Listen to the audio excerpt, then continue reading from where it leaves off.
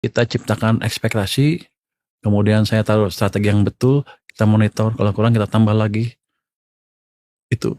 Jadi misi pertama waktu itu kan kita amat pesimis. Demo di mana-mana, semua udah kehilangan harapan ekonomi kan. Masa depan suram segala macam. Jadi langkah pertama saya harusnya adalah membalik ekspektasi. Caranya gimana? Ya gue sombong ngomongnya. Nah itu by design, bukan kebetulan. Jadi saya bilang, saya bisa, saya mampu. Tapi orang marahkan, wah, biar aja. Begitu DPR, saya jelaskan strategi saya. Bahwa orang-orang kaget, ternyata orang ini nggak bodoh-bodoh amat. Lumayan lah, baru mereka percaya dan ada harapan sedikit. Tapi harapan kan, itu kan ekspektasi. Kalau saya nggak kasih alat yang pas, dalam seminggu 2 minggu udah runtuh itu ekspektasinya. Jadi kita ambil kebijakan, pindahkan uang pemerintah dari bank sentral ke perbankan.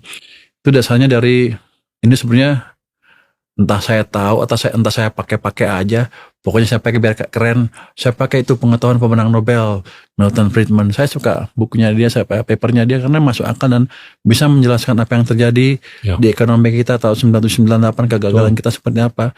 Saya juga baca bukunya Bernanke untuk dia menjelaskan krisis Great Depression. Jadi ininya adalah dari Friedman yang paling gampang dimengerti adalah bahwa kalau kita lihat kebijakan moneter longgar apa ketat, bukan dari bunga. Anda harus lihat dari laju pertumbuhan uang, disebutkan di situ base money. Kalau di sini primary money M0 lah itu. Jadi kalau itunya pertumbuhannya rendah, maka kebijakannya ketat. Kalau tinggi, maka kebijakannya longgar. Dia tarik ke pengalaman tahun 1930 waktu orang bingung, kan bunga hampir 0. Kenapa jatuh juga ekonomi? Apa moneter nggak berpengaruh ke ekonomi? Dia pelajarin dong, banyak itunya, bukunya cukup tebal. Buat buku tapi saya baca beberapa paper aja. Ternyata pada waktu itu walaupun bunga 0, pertumbuhan uang negatif 5% atau berapa gitu. Jadi bukannya cukup stimulus ke ekonomi, tapi malah dikurangin. Jadi itu, setelah itu dipegang oleh semua orang tuh, dan saya lihat sejarah ekonomi Amerika seperti apa.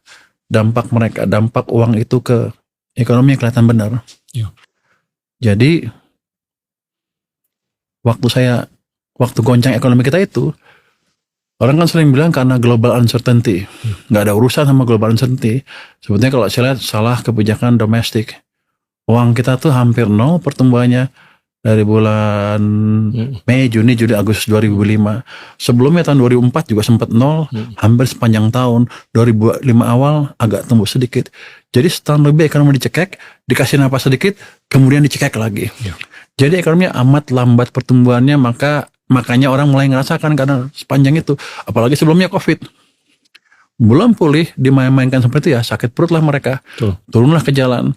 Jadi gejolak yang terjadi di sosial kita bukan karena politik utamanya, bukan karena global, tapi karena kita mengerem pertumbuhan ekonomi karena tidak cukup uang di sistem. Kalau Anda tanya LPS, OJK, keuangan, BI, saya kan di LPS dulu, jadi saya tahu suasana seperti apa. Mereka selalu bilang perbankan ample liquidity. Tapi bukan di sistem, di BI. Sistemnya kering. Itu yang dinilai sama Milton Friedman. Jadi saya pikir itu yang terbaik. Jadi begitu saya pindahkan uang saya di BI. Saya punya 425 triliun waktu itu. Unused money di bank sentral. Saya pindahin 200. Kalau orang pikir kan, udah banyak banget. Itu baru separuh, nyatanya sekarang masih ada. Dan orang bilang, Purbaya merubah anggaran. Harusnya ke DPR dulu. Uangnya dipakai itu gimana? Uangnya nggak dipakai. Saya cuma pindahin uang saya dari BI ke perbankan, sudah, titik. Sebenarnya saya nggak mau ngasih syarat apa-apa, pakai aja suka-suka lo. Tapi jangan taruh di BI, jangan beli rupiah udah. Tapi orang-orang kita kan ada prosedur-prosedur yang ini. Even bunganya kalau perlu nol. Ya. Cuman kita ada prosedur-prosedur di mana kalau enggak nanti kalau saya nolin dipanggil BPK saya. Harus comparable dengan Ya. bunga yang saya peroleh di bank sentral. Jadi saya samain dengan bank sentral, itu udah rendah. Cuman waktu itu bunga tinggi di sini cuma dikasih 3,8%, 4% terus turun ke 3,8. Itu udah nekan bunga di pasar dan at the same time menambah likuiditas di sistem. Sangat. Yang kata Fritman tadi itu lebih penting daripada bunga saja.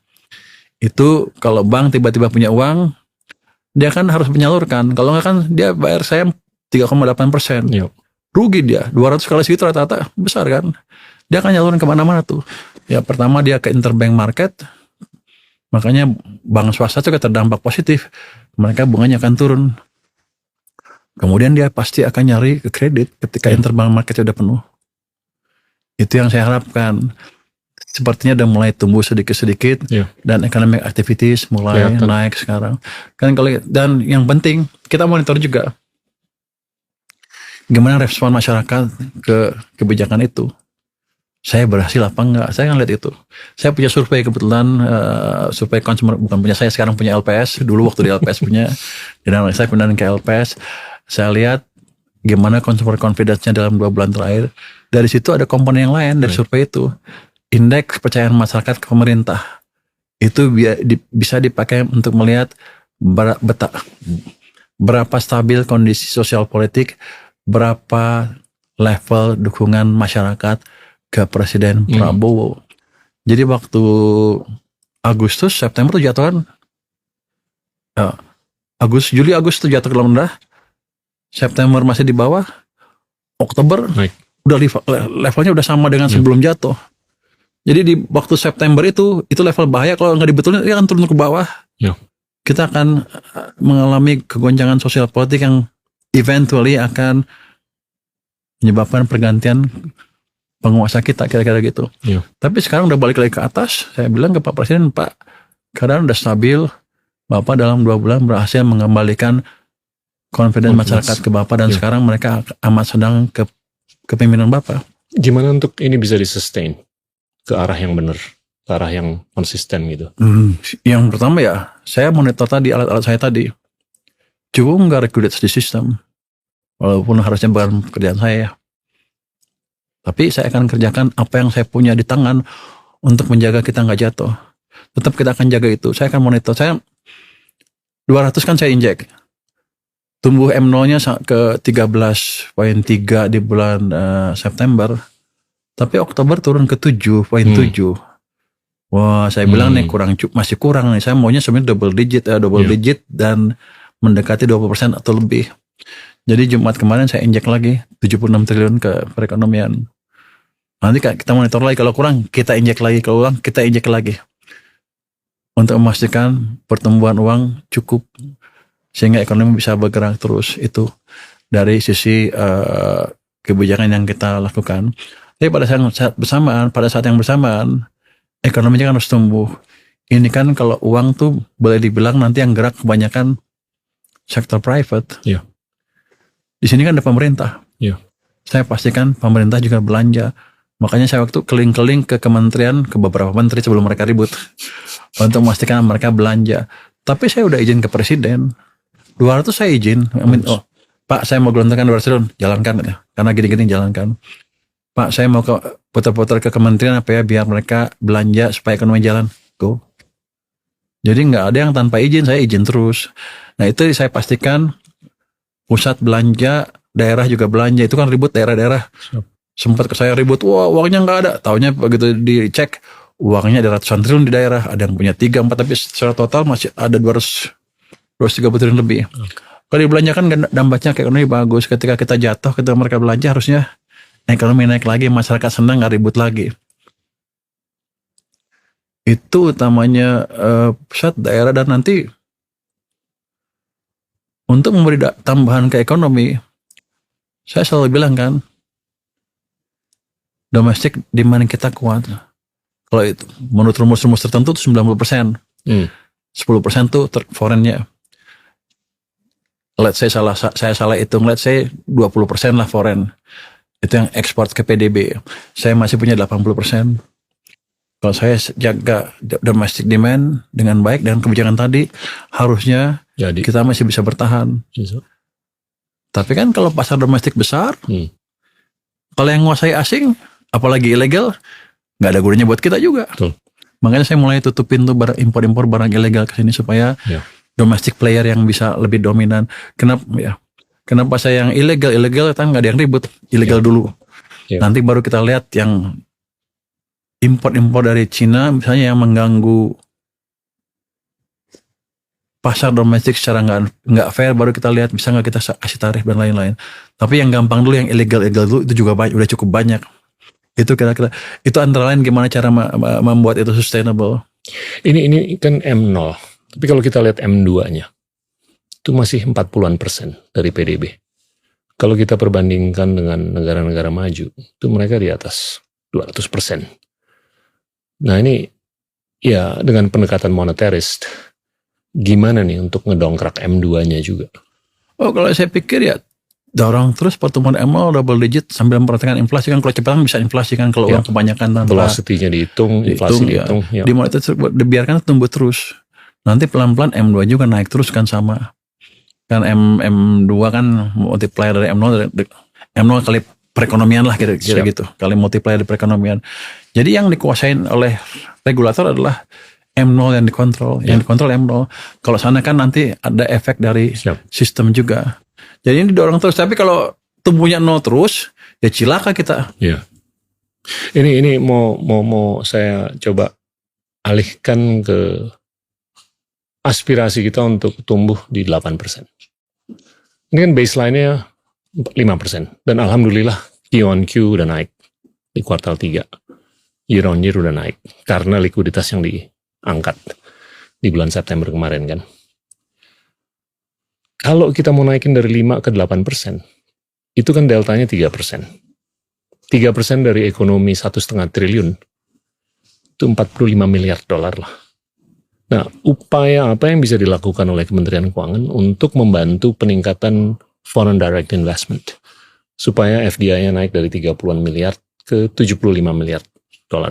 Jadi gini, base-nya jangan kita hitung 5. Siap. Base-nya 6,5. Oke, sorry. Jadinya kenaikannya deltanya cuma 20-30 miliar dolar. Kalau zamannya Anda jadi menteri, itu kan pertumbuhan ekonomi kita 6%. Yang saya bilang, yang gerak lebih banyak private sector. Ya. Kenapa? Karena M0-nya tumbuhnya 17% on average. Kredit juga tumbuh 23% lebih, 22-23%. Siap. Sehingga private jalan, itu tumbuhnya 6. Tapi government-nya kan agak santai waktu itu. Sebaliknya zaman Pak Jokowi, government-nya aktif. Ya. Private sektornya lambat sekali. Karena uangnya hanya tumbuh 7%, kredit juga single digit 5-7% juga. Bahkan di titik-titik tertentu negatif M0-nya dan ekonomi susah sekali. Itu kan yang pertama tadi zaman Pak Presiden SBY atau zaman Anda ya berarti ya. Pak SBY. Zaman Anda itu tumbuhnya. Zaman Anda juga. Itu saya di belakang. Itu kan boleh dibilang private sector driven, government santai. Zamannya Pak Jokowi government led growth kan, private-nya nggak dikasih ruang. Jadi kita punya 5, di sini 6, di sini 5 rata-rata pertumbuhannya.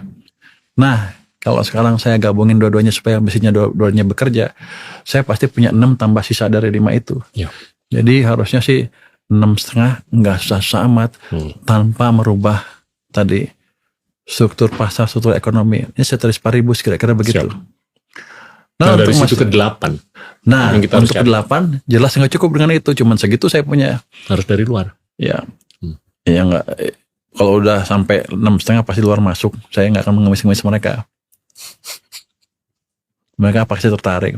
Tapi gini, itu harus ada perbaikan iklim investasi kan. Ya. Kalau saya pelajaran dari kertas, dari peraturan di atas kertas, semuanya pasti clear sekarang. Karena aturannya dibuat baru kan. Oh, untuk menghindari ini kita buat ini, kita buat ini, kita buat ini.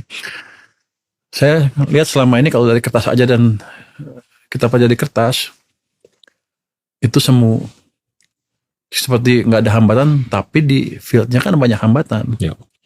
Jadi yang kita lakukan nanti ke depan adalah memastikan kita melakukan debottlenecking di perindustrian di dunia investasi, di dunia usaha kita. Gampang dikatakan, tapi nggak gampang-gampang amat dibetulinya. Tapi saya pernah punya pengalaman tuh 2016 sampai 2019 saya wakil ketua tim debottlenecking.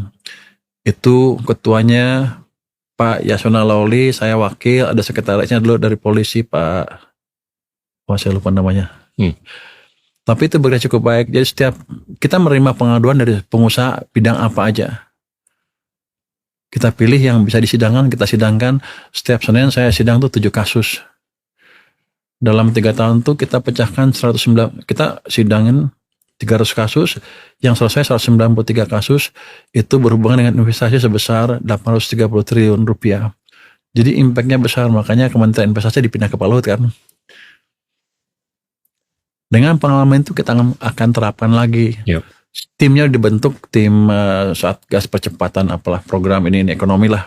Tapi yang penting di tengahnya Satgas 1, 2, 3. Yang 2 itu ada debottlenecking nanti. Itu akan terima masukan keluhan dari bisnis dari mana aja di Indonesia, siapa aja. Nanti kita pilih, kita sidangkan setiap minggu. Saya akan mimpin sidang di salah satu kasus mereka lah. Hingga harusnya kita bisa beresin. Ini kenyataannya kan cukup menggiurkan kalau kita lihat likuiditas di dunia. Lebih dari 140 triliun dolar.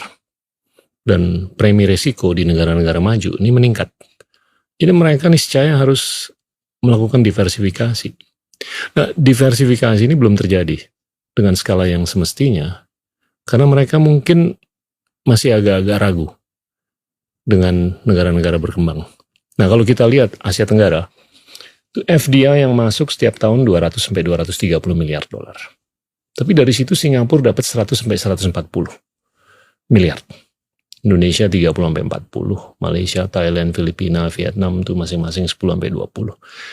Itu ada 2 variabel yang berpengaruh untuk pengalokasian modal dari negara-negara manapun maju ke sini. Penegakan hukum. Terus kedua, ini yang seringkali diinginkan mereka, kapasitas mentranslasi dari ketidakpastian menjadi resiko. Resiko itu bisa diukur, bisa di price, triple A, double B, single C minus atau apa. Tapi kalau uncertainty nggak bisa di price. Nah ini kalau menurut saya Indonesia nih harus melatih diri untuk lebih mentranslasi dari ketidakpastian menjadi resiko. Ketidakpastian itu kan insya Allah listrik nggak mati, itu ketidakpastian. Tapi kalau orang Indonesia bisa ngomong ada probability 58% listrik akan mati selama 2,5 bulan, kalau itu kejadian omset turun 22%, bottom line turun 24%, IRR-nya akan X%. Nah itu ada probability yang bisa diukur. Nah itu akan nolong untuk alokasi modal dari luar ke dalam. Jadi saya sering bilang apa? Saya setuju. Nah, Anda mau ceramah, oke, saya setuju kalau gitu. Tapi Menteri Keuangan ini kan bisa menjadi lever yang ngedrive penegakan hukum, yang ngedrive proses translasi. Begini, Menteri Keuangan kan kalau kata sebagian orang hanya juru bayar, ya kan? Memang betul. Saya bisa menekan yang lain-lain dengan budget politik anggaran lah. Kalau mereka nggak nurut, kita potong anggarannya atau saya nggak transfer aja, selesai. Di situ emang bisa main di situ. Tapi frameworknya harus dengan multi kementerian tadi. Saya akan masuk lewat situ nanti. Saya pastikan setahun udah akan beres semua tuh. Karena dari situ nanti tiap ada peraturan yang nggak beres akan dilempar ke Pokja atau Satgas ketiga. Itu yang spesial membereskan peraturan-peraturan. Jadi 1, 2, 3 masing-masing beda. Yang ini memberikan peraturan, yang pertama adalah memastikan belanja pemerintah, program-program pemerintah yang prioritas berjalan dengan baik. Ini di bottlenecking untuk sektor private yang di sini regulasinya. Sekarang belum ada kasus yang dimulai, tapi saya pikir seminggu 2 minggu lagi akan kita mulai. Itu eventually akan memperbaiki iklim investasi di sini. Karena kan saya di situ, di tim itu, saya tahu ada peraturan yang nggak jalan. Kalau di pajak bea cukai gampang saya beresin cepat, tapi nggak selalu di situ kan, di tempat lain. Nanti kita masukkan ke tempat lain, ke kementerian yang lain, itu Kalau nggak mau kerja saya potong anggarannya. Bukan saya potong, diam-diam nggak dikirim aja duitnya. Nanti orang marah lagi sama saya. Tapi kalau nggak kan nggak jalan. Ya. Tapi yang jelas kita akan lapor ke presiden on regular basis untuk keadaan-keadaan seperti itu. Tetapi tetap aja kalau nggak ada credible threat, mereka akan santai. Karena saya pernah tuh zaman dulu, Anda bukan menteri perdagangannya ya? Tahun berapa nih? Saya lupa tahun berapa. Oh tapi enggak. Zamannya udah zaman Jokowi ya, bukan Anda lagi. Iya. Ada peraturan yang harus dirubah untuk menghilangkan hambatan perdagangan. Gue tuh rapatnya di kantor Menko Perekonomian. Mereka bilang seminggu selesai ini gampang nih. Aturan itu sampai sekarang belum berubah. Wow. Sampai sekarang.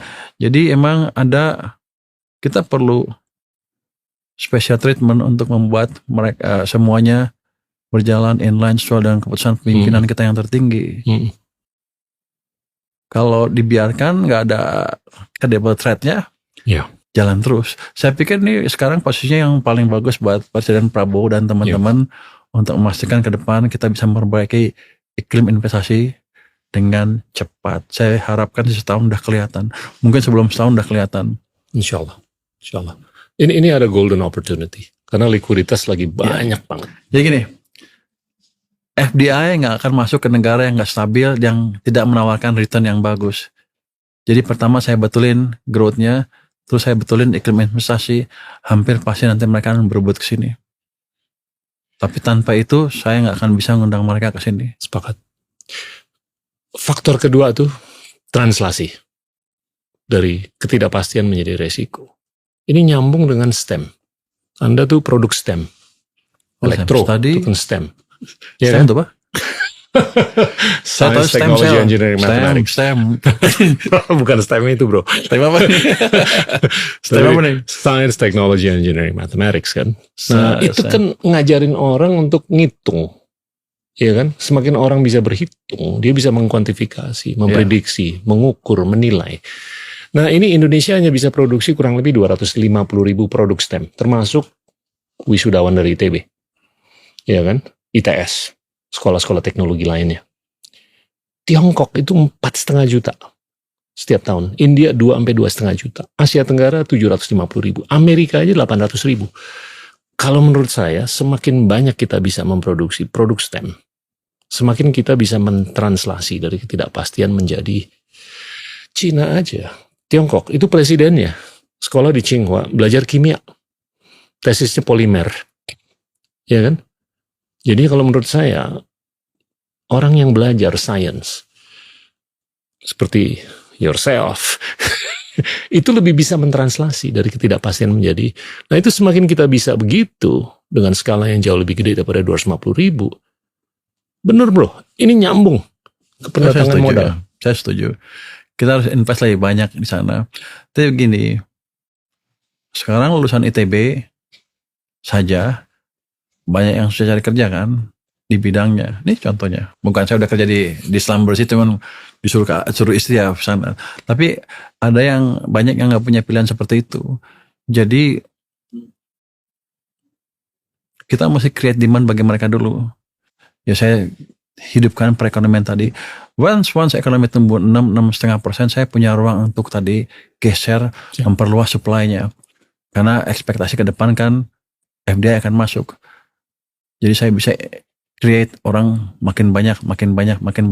Sekarang ada effort ke arah sana. Tapi saya belum melihat ke arah STEM yang berkesinambungan. Artinya orangnya ada dan ketika lulus dipakai. Jadi harus digabung ke arah sana. Tapi kalau udah tumbuh 6,5, kita akan perluas investasi ke arah sana. Insyaallah. Apa ya contohnya ya? Ekonom aja kurang. Yang bagus ya. Kenapa saya bilang gitu nggak bagus? Saya baru tahu dari krisis waktu COVID itu. Kan saya ngasih masukan terakhir baru bulan Maret 2020 kita kasih masukan. Setelah selesai, semuanya selesai. Pertanyaan Pak Presiden waktu itu sama Pak Luhut yang membuat saya bingung untuk menjawabnya gini. Dia bertanya, Pur, Kenapa cuman kamu yang tahu? Saya kan bingung juga. Kalau saya yang ngomong saya pintar kan orang nggak percaya. Ini mereka kenapa cuman kamu yang tahu? Oh, masa sih Pak? Iya cuman kamu. Saya bingung kalau gitu Pak. Kira kita kurang banyak ekonom pintar, kurang banyak Pak. Iya. Terus gimana mecahin ya? Karena ke depan gimana kalau kita ngalamin keadaan ini lagi, kita kurang. Saya juga baru tahu, oh ternyata genting. Saya pikir jago-jago sama, ternyata menurut mereka nggak tahu. Jadi nggak bisa memberi masukan yang clear ke pemimpin pada waktu itu. Ini kata mereka ya. Saya usulan kalau ya udah Bapak cetak lagi orang yang pintar lebih banyak. Ya udah kita setuju, kita cetak ekonom. Dia memodalkan dari diri saya. Jadi gini, kamu pilih 10 orang ITB yang jago-jago, taruh 3 bulan di LPS, habis itu transfer ke Menko Maritim selama setahun, habis itu kita sekolahkan ke sekolah-sekolah terbaik di Amerika untuk nyetak ekonom baru. Saya diskusi sama rektor ITB, dikasih 10, tapi sayangnya mereka satu-satu mundur sampai akhirnya semuanya mundur. Karena? Iya. Karena apa mundur? Saya juga tadinya nggak tahu. Rupanya mereka Gen Z, saya tadi. Ini generational gap. Jadi cara berpikir kita beda. Kalau zaman dulu kan dikasih itu senang. Kalau Gen Z mikirnya, oh ketidakpastian tinggi, belajarnya 5 tahun 6 tahun, belum tentu berhasil juga. Mereka nggak mengambil risiko. Jadi mesti approach yang berbeda. Saya tadinya juga nggak percaya Gen Z, tapi saya di LPS saya tawarin yang sama. Ada nggak kamu yang masuk sekolah langsung S3, kita bayarin langsung. Nggak ada yang daftar satupun. Jadi kita mesti main-main sedikit lah dengan belajar psikologi Gen Z, baru kita bisa kirim orang lebih banyak keluar untuk mencetak orang lebih banyak.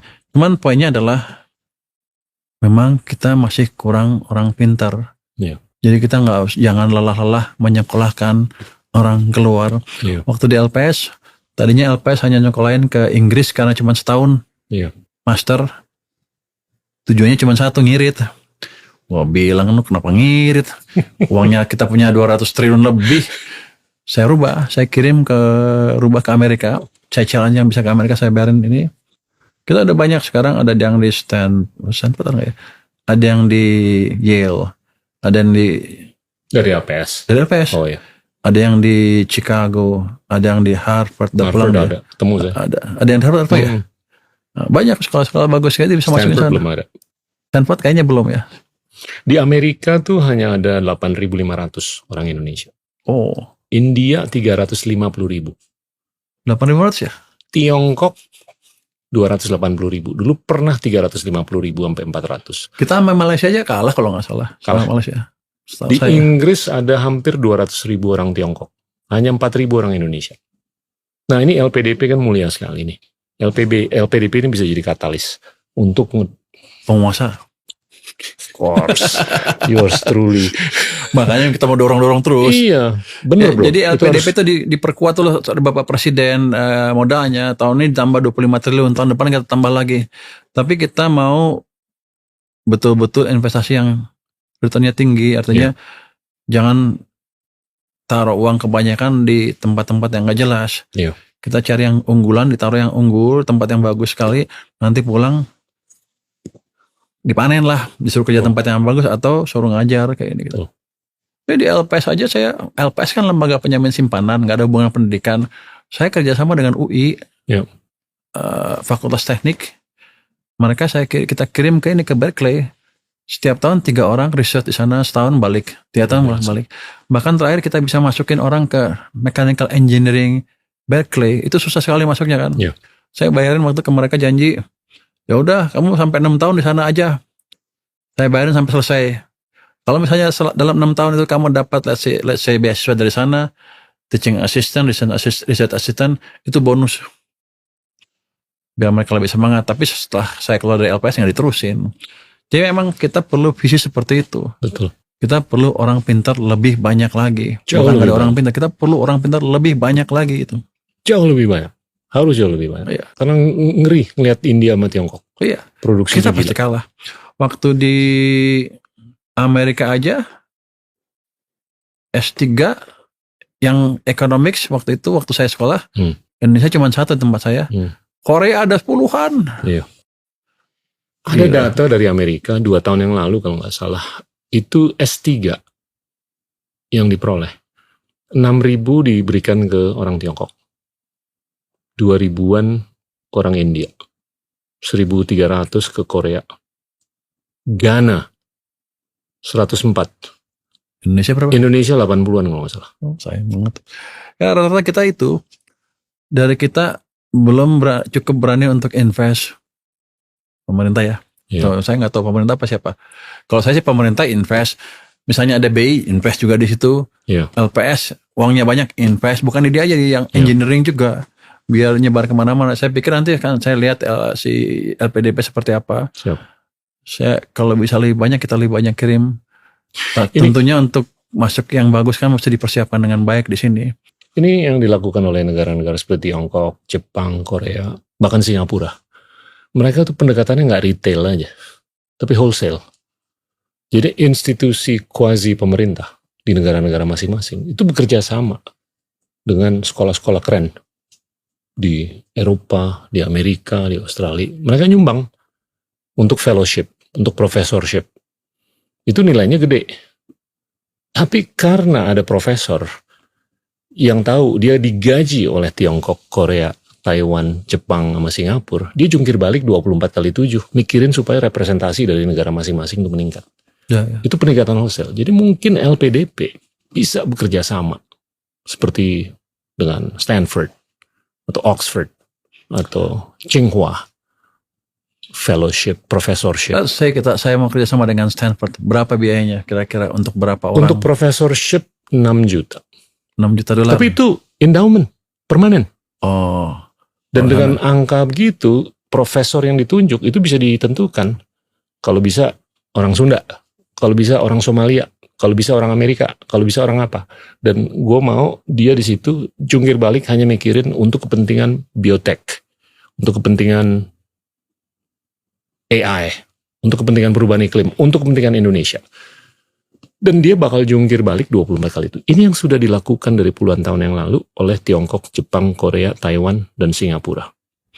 Well, kita mesti diskusi lebih detail untuk masalah itu kali ya dengan Mangga. Pak Gita. Mangga. Saya pengen tahu bisa nggak LPDP dialihkan ke sana uangnya sebagian ya. Kerjasama aja dengan sekolah-sekolah yang keren, Oxford, Tsinghua, Yeah. Fudan, Caltech, Stanford, MIT, Harvard, di Australia, Melbourne, atau Monash, atau apa gitu, atau Sydney. Jadi kayak ITB udah punya kerjasama dengan MIT, UI dengan Stanford. Cuman si funding Belum wholesale. nggak terlalu kuat. Nanti saya tanya deh gimana sih caranya wholesale. Kalau di Berkeley saya udah kenal banyak profesor, jadi bisa di inilah Ya. kita kejar. Dulu kita pernah sempat membuat program seperti itu. Kita mau cetak Mafia Berkeley jilid kedua dulu lah dengan Berkeley. Mereka minta 50 juta dolar untuk pembiayaan beberapa puluh orang. Ya. Sebetulnya sih kalau saya hitung sih murah karena kita nggak bisa masuk ke sana tanpa itu. Ya. Cuman sebagian pengambil kebijakan di sini pada itu nggak setuju, jadi nggak dibiayain, berhenti. Nanti kita lihat Siap. kalau bisa program wholesale itu seperti apa sih? Saya Bisa nggak saya gerakan uang ke sana? siap bantulah. Nah, ini mitos mengenai kurangnya dana untuk program S3, ini salah parkir. Kalau dia udah diterima untuk ambil S3 di MIT, duitnya banyak dari MIT. Tapi dia harus diterima dulu di MIT, atau di Princeton, atau di Berkeley, di Caltech. Tapi banyak orang-orang Indonesia dia nggak tahu untuk melakukan research-nya kayak gimana. Makanya dia nggak diterima. Ya kan? Saya waktu sekolah Jadi juga LPDP begitu. nggak perlu berperan di situ. Jadi waktu saya sekolah, Kelas 3. saya kan biaya sendiri. Saya cuma 1 semester, sisanya dibayar sekolah dari bayar sana. There you go. Jadi Ini- orang kita yang banyak nggak tahu. Dan Anda mesti ajarin mereka dong. Ini terakhir mengenai pendidikan sebelum kita beralih. Pembentukan otak itu kan terjadi sampai umur 9. Oh, 9. Kenaikan IQ sampai umur 16. Setelah umur 16, ya keterbukaan yang menentukan nasib. Kalau dia bisa mengkombinasikan kekuatan inovasi dengan kekuatan preservasi. Jadinya 88% dari kepala rumah tangga dari Sabang sampai Merauke itu nggak punya S1. Jadi harapan kita adalah seorang anak begitu naik perahu, naik ojek, jalan kaki, naik motor, ke sekolah, dia ketemu dengan guru yang bisa menyuntik ambisi, imajinasi, dan kehokian. Tapi kalau gurunya digaji 2,8 juta, Betul, ini jelek. nah ini Jadi, gimana nih? Saya ceritain sedikit nih rahasia Presiden Prabowo. Dia mau bikin sekolah terintegrasi. Itu satu sekolah dianggarkan sekitar 300 miliar rupiah. Siap. Itu akan berapa hektar nanti sekolahnya lengkap. Mungkin dari SD sampai SMA kalau nggak salah ya. Itu akan dibuat, tadi gurunya yang jago-jago segala macam di situ. Tahun depan kan akan dibuat pilot project. Kita akan buat 40 sekolah. Itu anggarannya sekitar 12 triliun kita udah siapkan. Itu saya harapkan tadi bisa membantu dari sisi supply pendidikan ke murid-murid yang tadi. Mungkin biayanya juga nggak terlalu mahal masuk sekolah itu, tapi akan dibuat seperti itu. 40 seperti besar, banyak. Tapi sekolah bagus, sekolah besar ya. Tapi cita-cita presiden bukan 40, 7.000. Saya sakit perut ketika dengar 7.000, 1.000 triliun lebih mampus. Tapi gini Pak, bertahap aja Pak. Nanti kalau itu bagus, kita akan perluas terus. Sepakat. Karena itu investasi untuk jangka panjang, untuk sustainability NKRI sebetulnya dari situ. Jadi Pak Prabowo seperti agresif, tapi saya pikir menarik juga idenya dan bisa diimplementasikan. Jadi pikiran Anda sudah terserap oleh Bapak Presiden saya. Amin. Mungkin nggak sih seorang guru tuh digaji 40 juta sebulan? Karena yang jago-jago tuh pengennya kerja di Meta, Amazon, Iya. dan Antara. Jangan Iya dulu kan? dosennya dulu. Iya. Dosennya segitu, kalau dosen Tinggal- segitu saya pikir bagus. Nanti kita lihat deh seperti apa anggaran kita. Tapi gini, biarkan saya ciptakan pertumbuhan ekonomi itu dulu. Betul. Biar saya Sepakat. punya cukup modal untuk biaya itu. Seandainya utang pun nggak terlalu banyak, nanti utangnya yang jelas ini mesti bertahap. Tapi itu target yang betul. Kalau gurunya gajinya kecil, saya udah lihat di beberapa sekolah ya. Yang pintar-pintar betul nggak mau di sana. Nggak mau. Akibatnya ketika muridnya diajar, loncat ngajarnya nggak keruan. Dan banyak orang mau Muridnya ngajar. pusing. Banyak orang mau ngajar, orang pintar. Tapi dia khawatir karena dia nggak bisa taruh makanan di atas meja. Ya kalau digaji cuma 2,8 juta, dia nggak bisa naruh Nggak makanan. bisa, ya. Punya istri sama 3 anak, susah tuh. Betul, Mendingan betul. gue kerja di Amazon. Nanti itu next step mungkin kita pikirin ya. Yang Insya itu. Allah. Insya Allah. Harusnya sih. Kalau setelah saya lihat orang-orang itu, kurang pantas bagi mereka dapat gaji serendah itu. Kalau saya kan beruntung, saya kerja di perusahaan yang selalu bayarnya tinggi terus. Jadi untuk saya agak nggak berasa, nggak terlalu Siap. nggak terlalu bisa merasakan kesusahan mereka. Tapi setelah saya lihat, oh ini nggak benar nih kayak gini. Lalu selama bersih gaji saya gede. Pulang masuk di capital market kan lumayan gede. Sama guru kan beda pasti. Habis itu naik di LPS gede lagi gajinya. Di keuangan ya turun sedikit tapi masih lumayan besar. Jadi kita nggak boleh egois, nggak memikirkan mereka karena mereka akan menentukan Betul. masa depan kita ke depan ya. Jadi nanti saya coba pikirin. Tapi Pak Presiden udah mikirin itu. Makanya dia bikin sekolah rakyat untuk orang yang miskin, masuk itu semua dibayarin semua. Ada sekolah Garuda. unggulan apa Garuda. Nanti ada sekolah integrated school dia bikin. Jadi Pak Presiden amat agresif dalam hal itu. Tinggal kita jaga agar bisa terimplementasi tanpa mengganggu stabilitas fiskal saya gitu. Tadi Bro Menteri ngomong utang. Utang yang harus dibayar tahun ini, tahun depan 800-an lah, pokok dan bunga kan. Nah, gimana supaya narasi negara ini nggak hanya narasi fixed income, tapi menjadi narasi equity. Maksudnya gimana? Jadinya Kementerian Keuangan tuh harus bisa menciptakan equity story, bukan hanya fixed income story. Equity story itu kan terkait dengan upaya untuk ngedrive produktivitas ke atas kan. Marginal productivity kita tuh masih hanya 30-an ribu dolar per orang per tahun. PPP adjusted, purchasing power. negara-negara tetangga di Asia jauh di atas itu.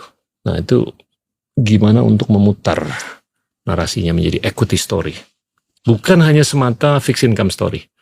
Itu keren tuh. Di sisi produktivitas ya tadi kita mesti ciptakan orang-orang yang lebih pintar dibanding sebelumnya, lebih berpendidikan, lebih punya keahlian. Nanti kita lihat itu kan ada semacam kita lancarkan program magang untuk 20.000 orang lulusan baru. Itu akan kita naikin lagi ke 40.000 kalau kurang kita naikin terus sampai 100.000 orang atau lebih. Di situ akan kita coba bangun itu pelan-pelan. Tapi begini, ketika demand untuk insinyur nggak ada, mereka mau latih di mana? Mereka bisa magang, tapi ketika ekonominya slow pertumbuhannya, habis magang selesai, nganggur lagi. Jadi saya mesti hidupkan industri-industri di sini. Kita mesti lanjutkan transformasi ekonomi yang terjadi, yang terhenti sejak krisis 1998 dari agriculture ke manufacturing sama service yang high value added kalau bisa itu. Cuman kalau Anda maksud equity seperti itu, ya saya pikir inline nanti dengan program-program yang akan kita jalankan. Ya. Tapi tadi saya mesti ciptakan base yang cukup dulu untuk gerak ke sana. Kan sekarang juga masih banyak yang orang-orang pintar yang belum bekerja sesuai dengan keahlian dan kemauannya. Ya. Saya ciptakan itu dulu sehingga mereka masuk sana, baru kita pikirin yang lain-lain sambil perbaikin pendidikan tadi. Saya punya keyakinan, ini insting aja ya, bahwasanya kalau modal masuk untuk pembangunan pabrik, ada pabrik BYD 5 biji, ada pabrik Tesla 10 biji, ada pabrik apa, demand untuk insinyur-insinyur lulusan ITB, ITS dan lain-lain itu akan gede banget. Jadi harus dipastikan bahwasanya iklim investasi ini layak untuk modal masuk. Ya kalau enggak ya demand-nya enggak akan ada dan gig ekonomi semakin gede. Ya betul. Ya kan? Jadi saya pernah punya pengalaman ke Taiwan ngundang Pegatron. Itu produsen iPhone terbesar kedua setelah Foxconn. Siap. Dia salesnya waktu itu ya $47 miliar setahun, sekitar segitu. Saya undang mereka ke Indonesia. Jadi waktu saya ketemu CIO-nya, perempuan kebetulan, diskusilah mereka sama saya. Saya dari Menko Maritim waktu itu Deputi Kedaulatan Maritim dan Energi, nggak ada hubungannya sama investasi kan, tapi saya berangkat ke sana aja disuruh. Saya tanya ke dia, Anda mau pindahin sebagian 10% dari kapasitas production-nya dari Cina ke negara lain di kawasan Asia Tenggara. Ya, saya akan begitu kan. Kalau boleh tahu, Anda udah pilih negara yang mana? Udah, saya udah pilih 5 negara. Tolong sebutkan 1, 2, 3, 4 sampai 5 negara. Indonesia nggak masuk. Wah. Saya bilang, ya udah, selamat kalau gitu kamu dapat negara yang bagus. Saya tanya sama dia, sebetulnya apa sih yang dikasih negara itu ke kamu sehingga kamu pilih negara-negara itu? Dia sebutin 1, 2, 3, 4, 5, 6, 7, 8. Saya bilang, saya investor serius, kalau ada insentif yang bagus saya akan masuk. Oh gitu ya? Iya. Ya udah Bu, saya kasih semua yang Anda minta tadi. Saya authorize untuk ngasih itu ke Anda. Saya kasih sekarang. Dia kaget, oh yang benar? Iya, saya dari kementerian yang serius. Saya kasih itu dan saya authorize. Anda dapat yang Anda sebutkan tadi semua. Dalam waktu seminggu mereka putuskan pindah ke Batam loh. Tapi tetap dia bilang, saya bilang, pindah ini semuanya. Oh nggak bisa.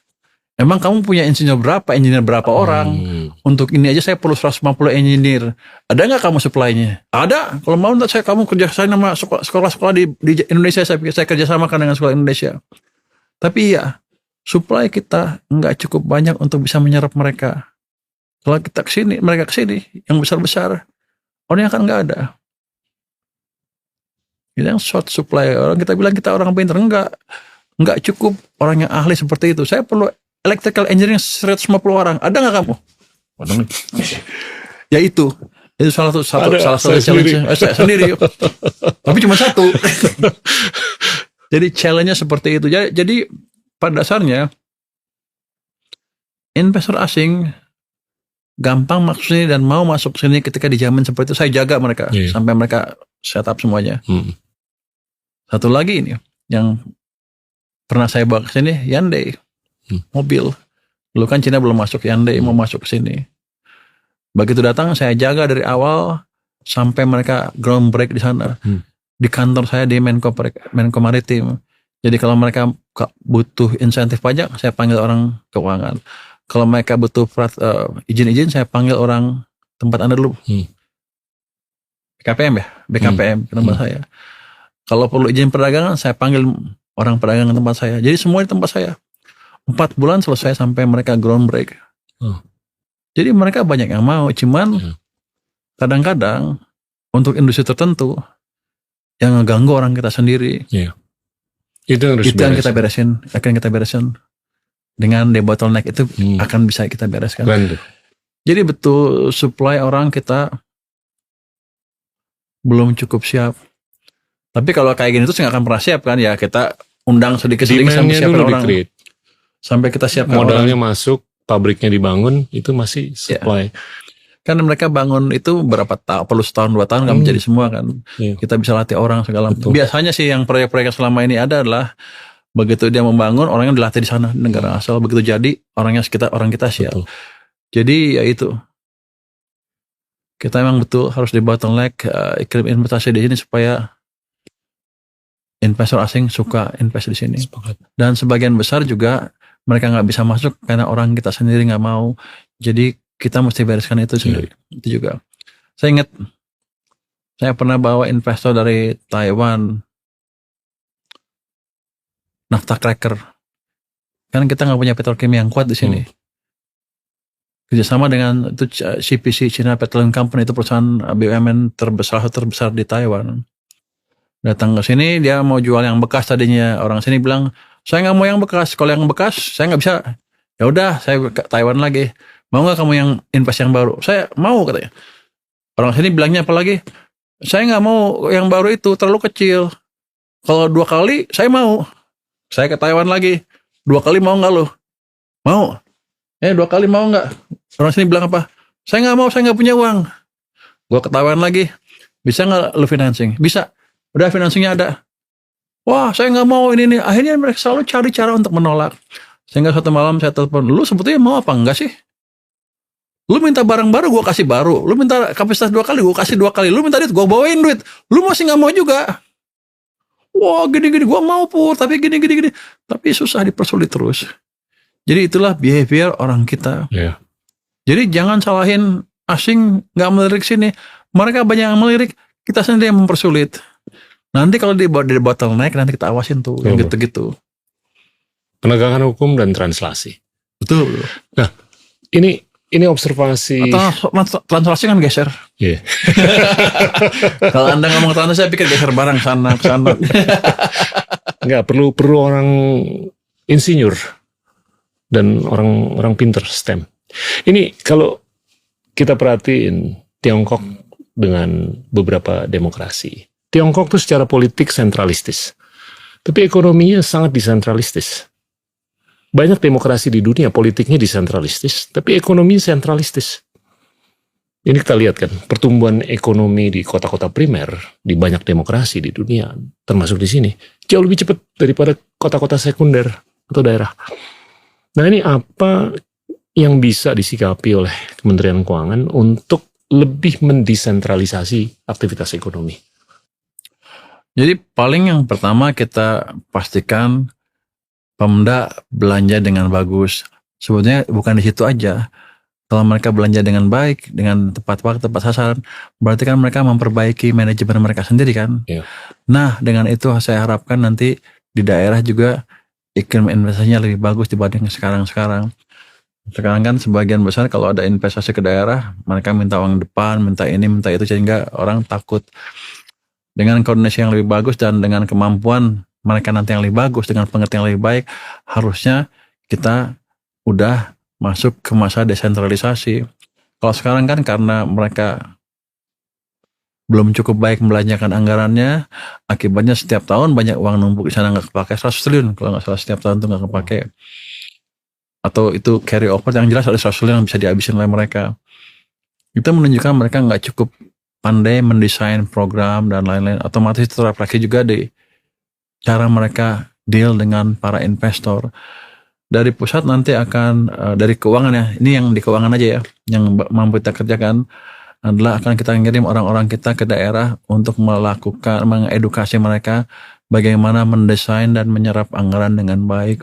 Tentunya nanti otomatis ada yang lain-lain akan ikut semua ke sana. Ketika kemampuan finansial mereka meningkat, harusnya awareness tentang itu, menciptakan iklim investasi yang baik juga akan terbuka lebar. Saya pikir itu dari keuangan hanya itu aja ya. Sambil nanti kita perbaikin the bottlenecking, kita kejar low hanging fruit yang siap-siap investasi yang sudah siap, kita salurkan ke tempat-tempat yang memang siap menerima investasi itu. Carrot and stick-nya gimana tuh? Untuk daerah? Saya udah kebanyakan stick kemarin. Saya selalu bilang, kalau korupsi kan ditangani oleh pihak yang lain ya. Tapi kalau saya sih hanya ngelihat berapa efektif mereka menyerap anggaran, programnya seperti apa. Yang jelas setiap tahun akan kita lihat mampu nggak mereka menjalankan program yang mereka desain. Kalau enggak, kita akan potong anggarannya secara bertahap. Kan saya boleh ya gitu, saya potong aja. Kan mereka nggak tahu formulanya, suka-suka saya. Tapi salah satu indikator adalah itu, berapa bagus mereka menjalankan dan berapa bersih pemerintahnya yang berjalan. Jadi kalau ada korupsi pasti kita nggak akan tambah uangnya. Karena saya rugi, bocor uangnya. Dan kalau talentanya kurang di daerah, itu gimana tuh fasilitasinya? Kalau untuk daerah yang kurang ya, saya nggak mau sebut daerahnya ya. Siap. Di LPDP itu ada semacam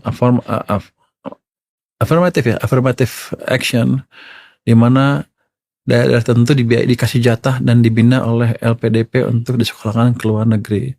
Sudah berjalan beberapa tahun. Dulu kita juga yang mulai yang trigger dari Menko Polhukam, karena kita ingin adanya pemerataan pendidikan. Jadi daerah tertentu kita ini minta program khusus yang compete-nya nggak sama dengan daerah yang lain, dikasih jatah berapa ratus gitu untuk disekolahkan ke luar negeri, dan mereka sekarang banyak di luar negeri. Saya harap mereka pelan-pelan pulang ke sini bertahap dan akan menimbulkan atau menyebarkan kepandaian yang mereka pelajari di luar negeri. Ini rasio pajak masih 10% kan? ICOR masih di atas 6. Pandangan Anda gimana ke depan? Rasio pajak kan kita waktu zaman Anda tuh sempat 11% lebih kan? 12, 12 waktu itu ya. Kenapa bisa begitu? Karena yang drive ekonomi private sector. Begitu government led tinggal 10 atau lebih sedikit. Jadi saya kehilangan 0,5% tax ratio gara-gara itu.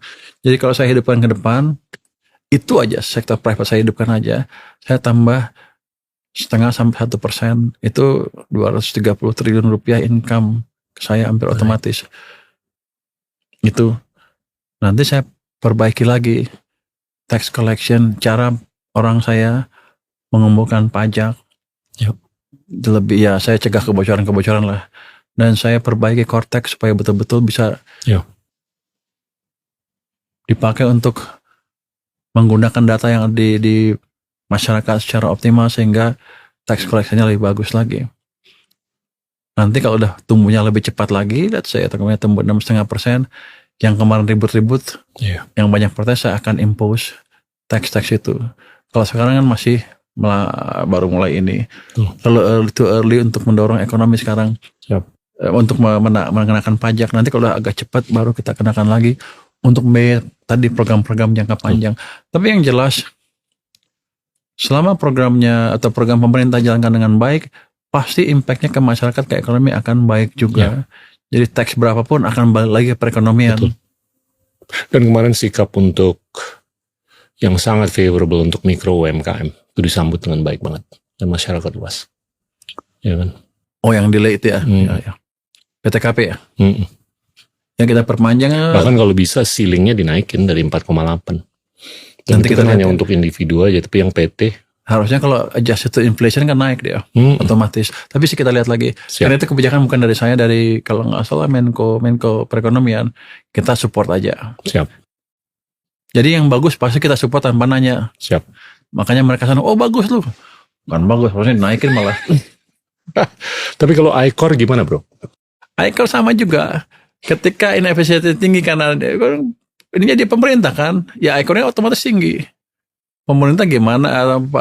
Kan bukan gila pemerintah.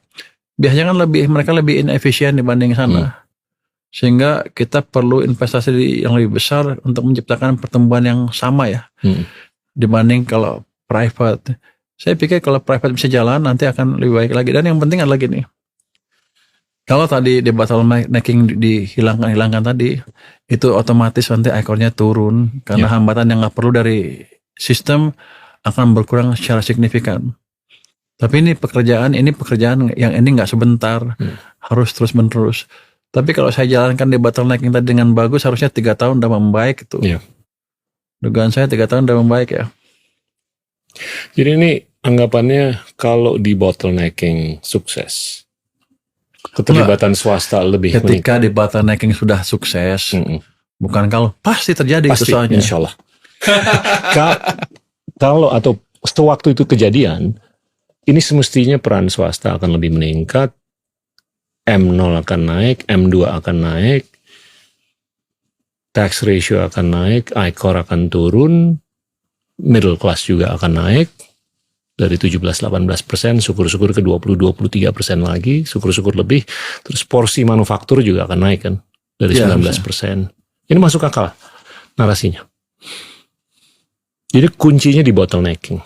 Ya di bottlenecking yang pertama kita ciptakan stability. Optimalkan yang ada, fiskal, moneter dan lain-lain. Habis itu di bottleneck, karena kita nggak bisa tumbuh cepat juga kalau fiskal moneternya berantakan. Jadi kita rapikan semuanya. Habis itu di bottleneck. Dan gini loh. Dan itu nggak lama, bentar lagi jalan. Iya.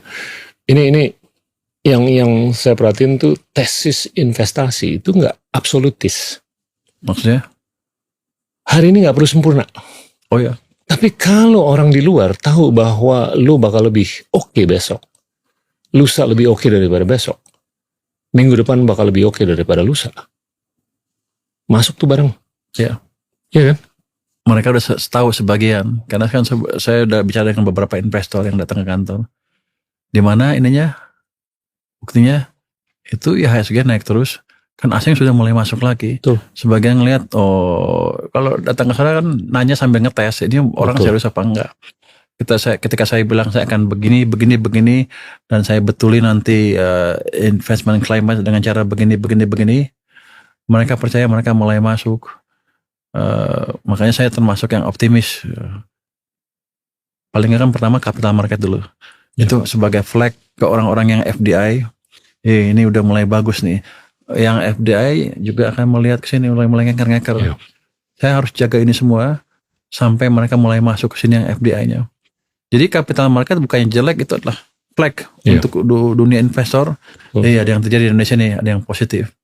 Nanti begitu yang FDI mulai masuk ya tadi, saya harapkan akan makin bagus lagi ke depan.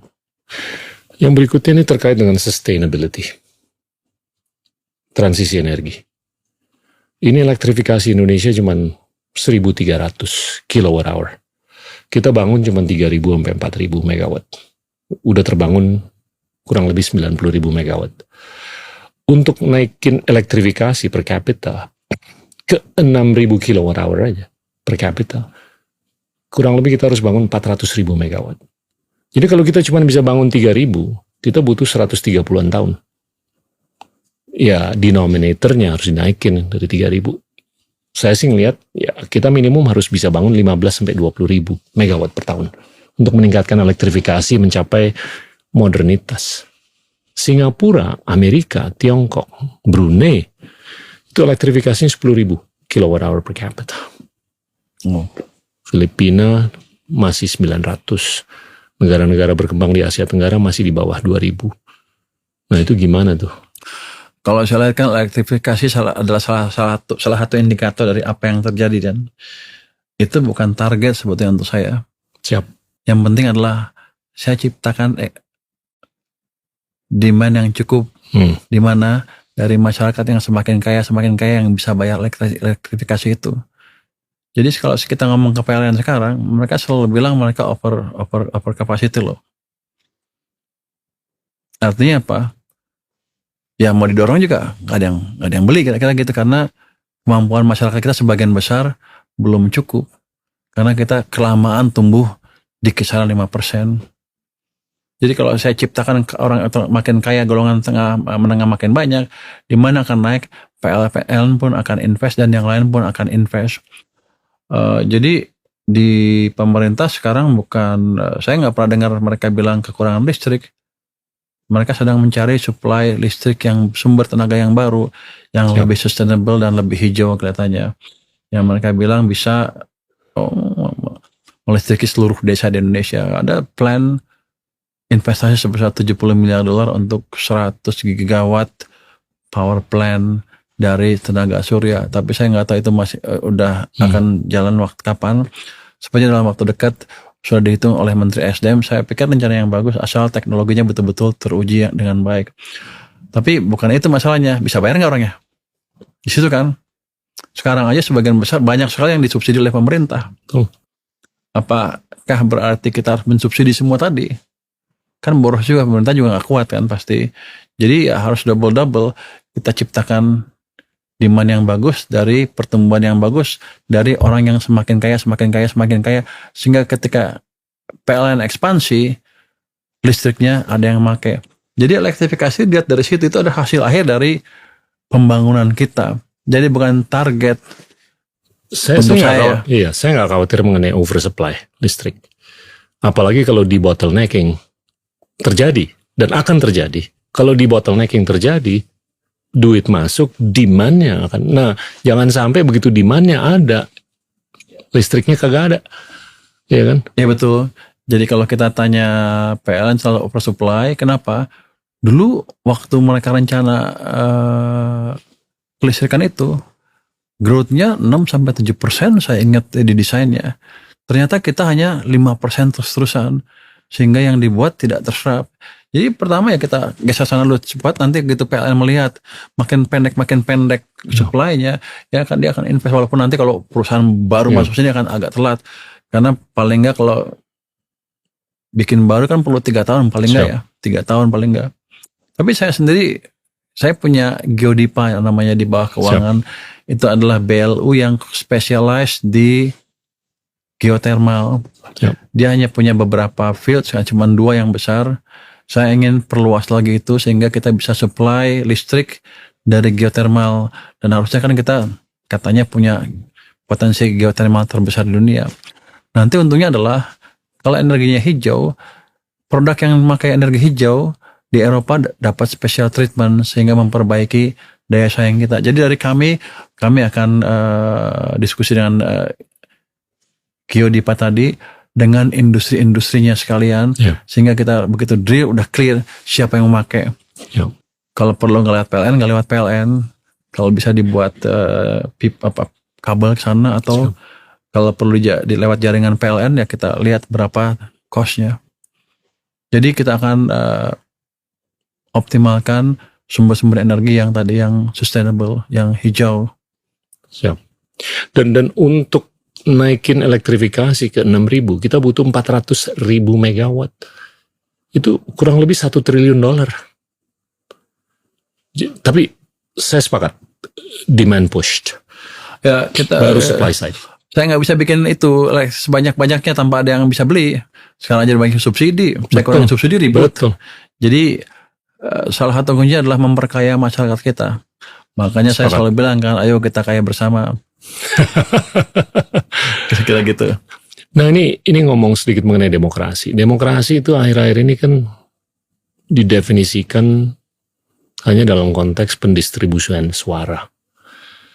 Tapi idealnya dalam konteks pendistribusian public goods, termasuk pendidikan, intelek, kesejahteraan, kesehatan, nilai moral, nilai sosial.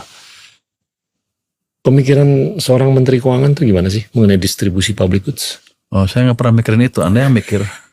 Saya mah gampang kerja, beresin ekonominya udah. Jadi begini, kalau ada masyarakat kita yang tidak bisa menikmati hasil pembangunan ekonomi dan jumlahnya makin lama makin banyak, Ya. kita akan menciptakan instability sosial politik. Ya. Kalau udah instability-nya tinggi dan demonya besar kemana-mana, kita nggak bisa bangun juga. Ya. Jadi kita harus pastikan pembangunan kita bisa nyebar ke seluruh kalangan. Kalau nggak bisa otomatis dengan spillover yang lambat itu, kita harus intervensi. Saya akan monitor itu dari waktu ke waktu. Makanya banyak program Pak Prabowo yang langsung ke masyarakat kan, kayak MBG walaupun banyak yang ngecam, kalau saya pikir itu salah satu upaya untuk meletakkan hasil pembangunan lah, kayak gitu. Nggak jeleknya asal dijalankan dengan baik. Banyak yang sekolah-sekolah pintar segala macam itu sekolah rakyat, itu effort untuk ke arah sana. Nggak sempurna sekarang, tapi nggak apa-apa, itu suatu usaha yang bagus.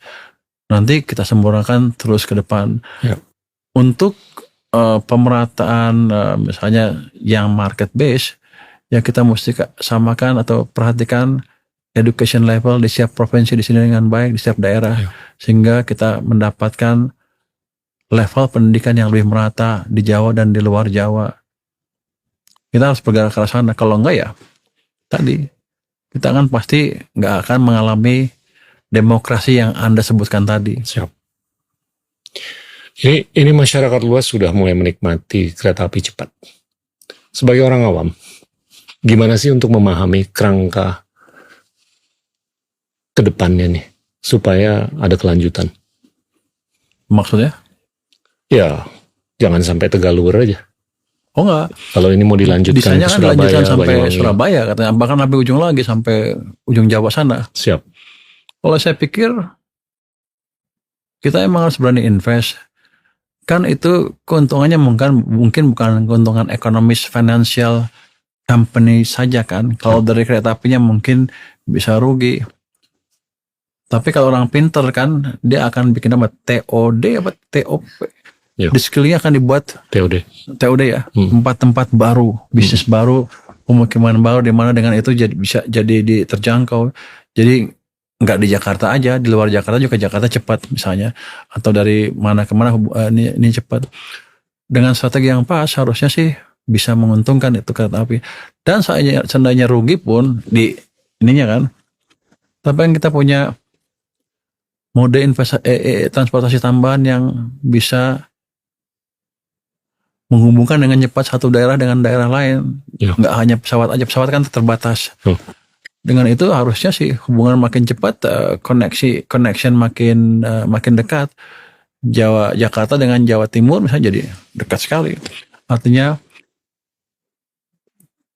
perpindahan orang akan lebih cepat, perpindahan bisnis atau transaksi bisnis bisa lakukan lebih baik lagi walaupun sekedar internet ya. Tapi kan kadang-kadang kalau di bisnis kita perlu ketemu orang juga kan untuk meyakinkan betul nggak Anda serius apa enggak. Jadi saya pikir sih dampaknya akan bagus sekali. Belum lagi development, regional development. Di selatan kan agak tertinggal dibanding utara Jawa kan. Ya. Dan itu akan bantu desentralisasi ekonomi. Iya, desentralisasi ekonomi. Jadi itu yang betul yang ini. Cuman emang harus invest. Kalau invest tuh kadang-kadang rugi ya nggak apa-apa. Di sininya rugi, tapi di economic development dan economic overall-nya menjadi lebih bagus. Ya.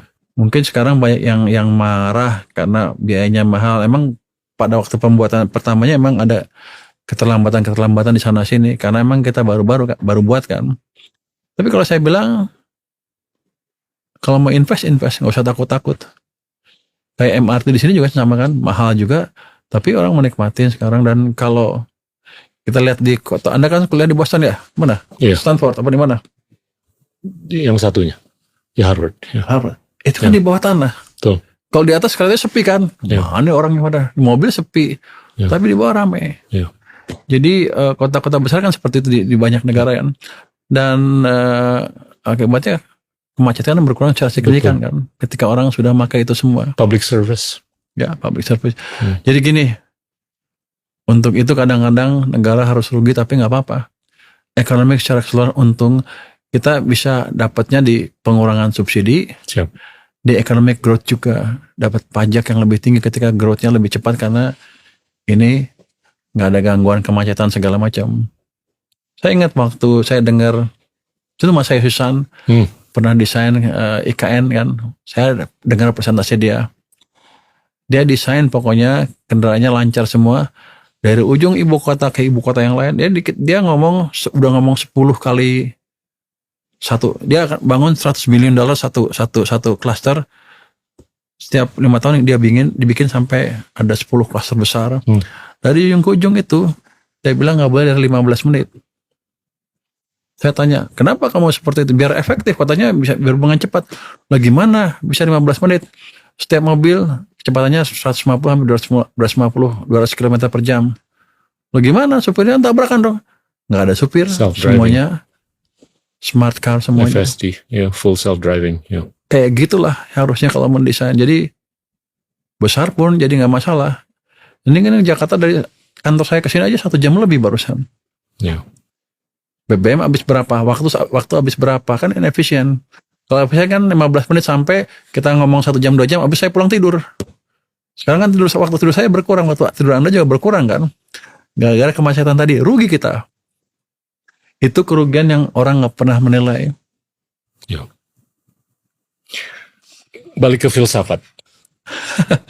Saya nggak ngerti filsafat. Kenapa ini Milton, berat banget ya. Kenapa Milton Friedman bukan Keynes? Saya di Purdue kan dekat ke Chicago. Kelihatannya itu deh. Friedman Chicago kan ya. Jadi lebih dekat ke sana mungkin. Tapi yang jelas adalah ketika saya hatinya lebih kena di situ kan.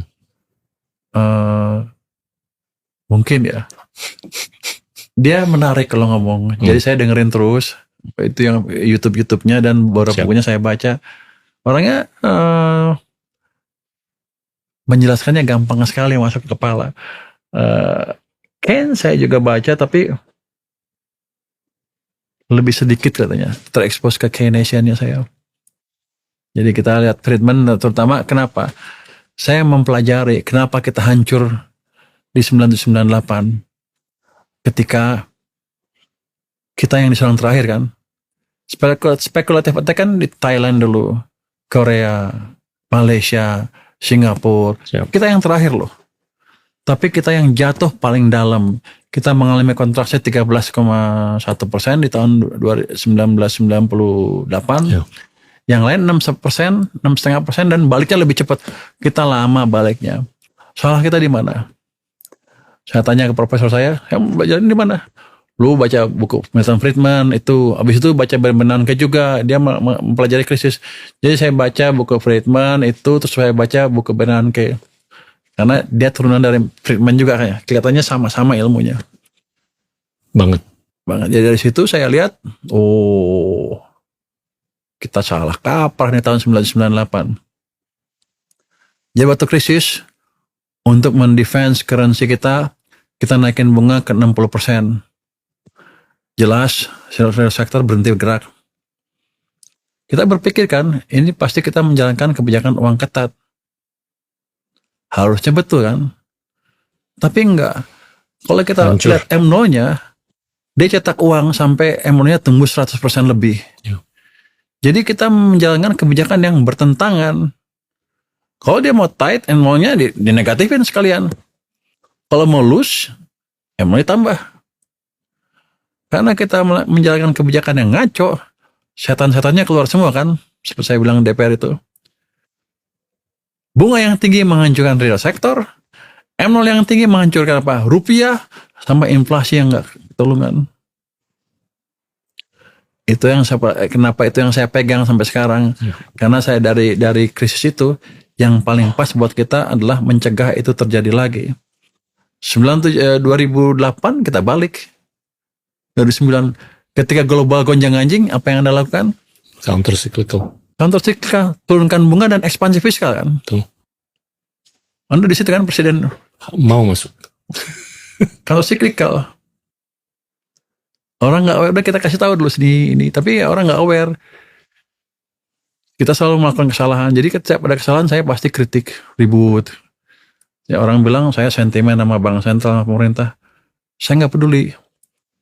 Saya pedulinya adalah jangan sampai kita ngulangin 1998 lagi. Sepakat.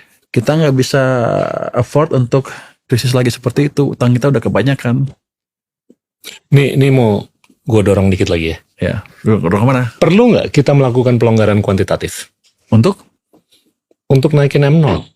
seperti cetak uang banyak-banyak itu. Ya, dengan kepekaan terhadap velocity.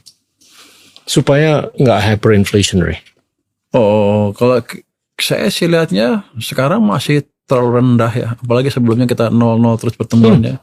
Kalau kita bisa double digit, sustainable di antara 20-30%, harusnya bagus untuk Why ekonomi not? kita. Ya. Iya kan? Tapi kan saya nggak punya uang. Saya hanya punya uang yang saya kelola. Siap. Saya pastikan impact saya tidak kebijakan saya tidak mengganggu, bahkan bisa mendorong. Ini baru setengah engine yang jalan ini. Siap. Kalau Anda perhatikan, kalau engine satu lagi ikut, gampang sekali kita tumbuh. Karena gini loh, Amerika, Eropa Barat, Jepang, Korea, Tiongkok melakukan pelonggaran kuantitatif Iya. untuk meng-create demand. Anda tahu kenapa Amerika nggak resesi? Kan 2023 kemarin mereka bilang Amerika akan resesi. Bunga naik terus kan. Maret 2023 SVB. Kenapa SVB terjadi?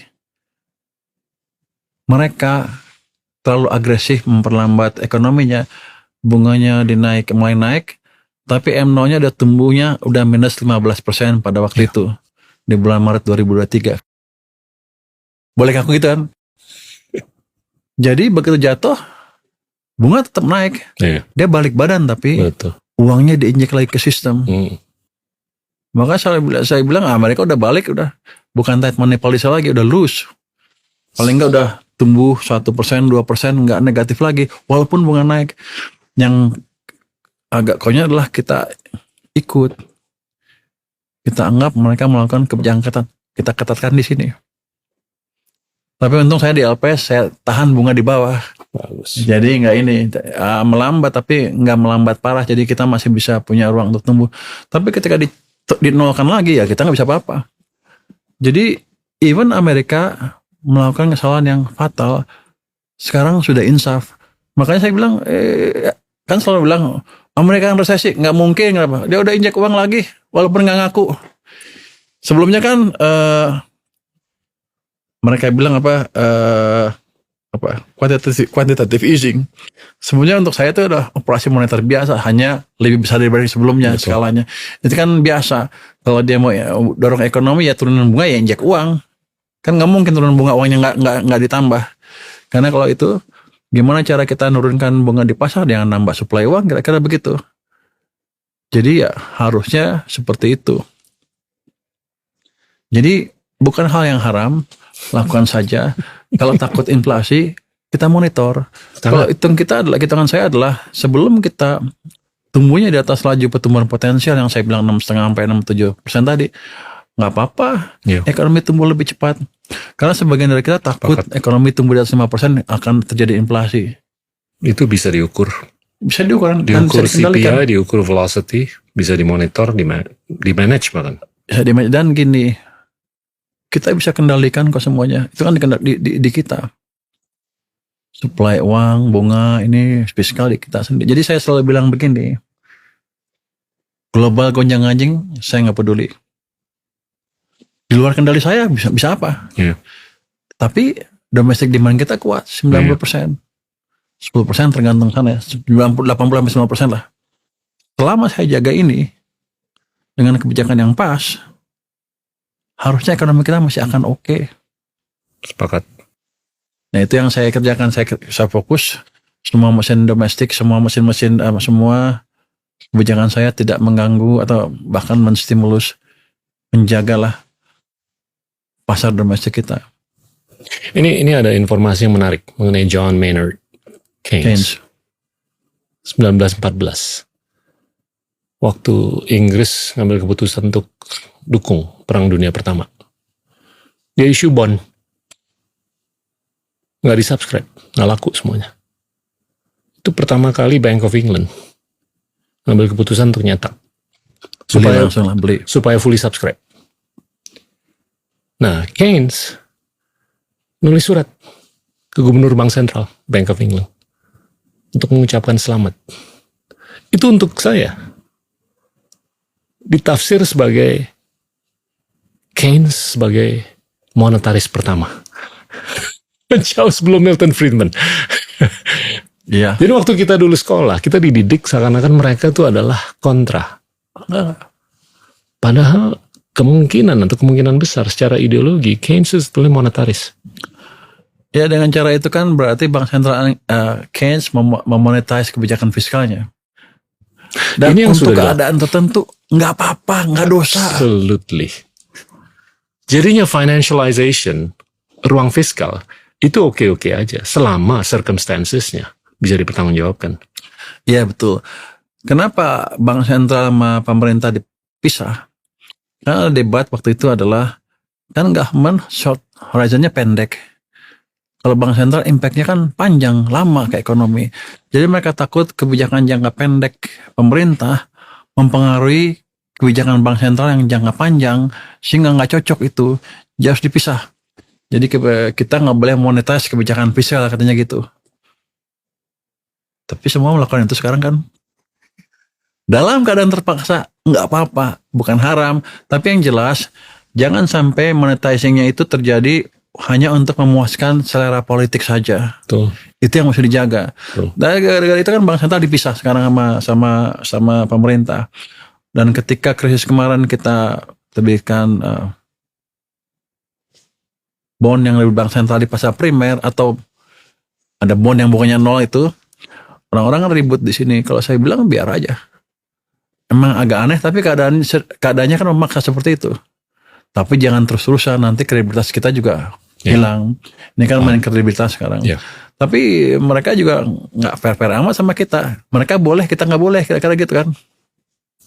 Itu kemunafikan Menafikan. yang nyata. Bro Menteri, ini udah 1,5 jam lebih. 1,5 jam ya? Ada pesan-pesan akhir untuk masyarakat luas? Nggak banyak sih pesannya. Yang pesan mungkin yang utama ingin saya katakan adalah kita nggak usah khawatir tentang, atau nggak usah cemas tentang masa depan kita. Masa depan kita di tangan kita sendiri. Kita yang menentukan mau jadi kaya atau mau jadi miskin. Dan kita sudah punya pengalaman cukup dari beberapa krisis 1998, 2008, 2015, 2020, 2021. Untuk bagaimana mengatasi gejolak ekonomi global maupun domestik. Dengan pengetahuan itu kita bisa tumbuh lebih cepat. 8% tinggi sekali, tapi bukan angka yang mustahil. Setuju. Jadi kita semua siaplah kaya bersama-sama. Amin. Kita doain yang terbaik. Amin. Makasih. Thank you banget. Thank you, Mas.